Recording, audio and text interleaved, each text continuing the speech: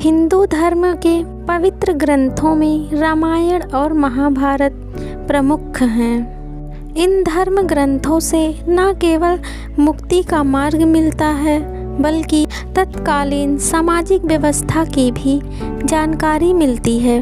दोनों धर्म ग्रंथों में जहाँ नायिका को पतिव्रता बताया गया है, वहीं खलनायक की पत्नियों के बारे में ऐसी बातें बताई गई हैं जिसे जानकर हैरान रह जाएंगे। रावण और दुर्योधन की पत्नी ने पति की मृत्यु के बाद जो किया उसे जानकर आप सोच में पड़ जाएंगे। जब मंदोदरी को इस बात का पता चला कि उसका पति रावण सीता माँ का अपहरण करके ले आया है तो उन्हें बहुत दुख हुआ। उन्होंने रावण को समझा बुझाकर सीता को राम को फिर से सौंपने की विनती की, लेकिन रावण ने अपनी पत्नी की एक ना सुनी और भगवान राम के साथ युद्ध करने के लिए तैयार हो गया। रावण का छोटा भाई विभीषण, जो भगवान विष्णु का भक्त था, वह राम की शरण में चला गया। इसलिए रावण की खानदान में केवल वही जीवित बचा। युद्ध के अंतिम चरण पर रावण मृत्युशैया पर लेटा हुआ था।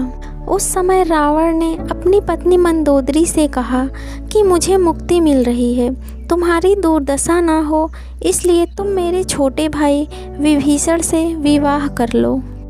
पतिव्रता होने के कारण मंदोदरी ने अपने पति की आज्ञा को स्वीकार कर लिया और अपने देवर से विवाह करने को तैयार हो गई। इस तरह रावण की मृत्यु के बाद भी मंदोदरी लंका की महारानी बनी रही।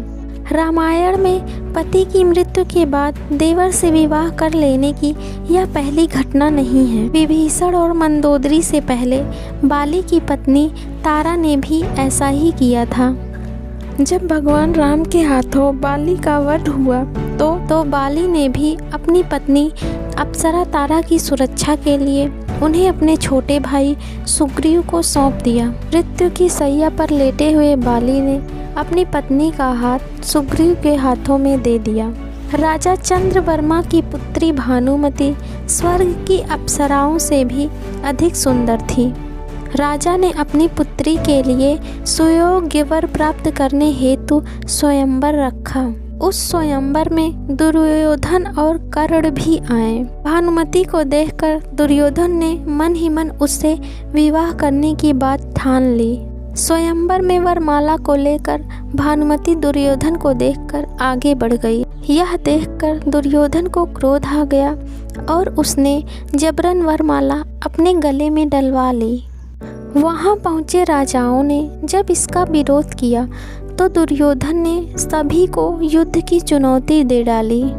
दुर्योधन ने ऐसी चुनौती दी कि वहां दुर्योधन के जीजा जयद्रथ को छोड़कर सभी पीछे हट गए। दुर्योधन ने सभी को कर्ण से युद्ध करने को कहा और कर्ण ने सभी को पराजित कर दिया। अंत में जयद्रथ भी पराजित हो गया, लेकिन दोनों ने एक दूसरे की वीरता की तारीफ की और अंत में वे मित्र बन गए।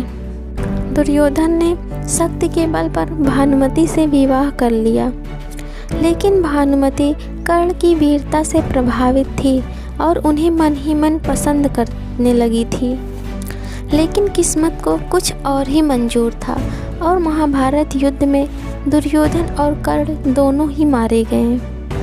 महाभारत के युद्ध में अर्जुन के पुत्र अभिमन्यु ने भानुमति के पुत्र लक्ष्मण का वध कर दिया।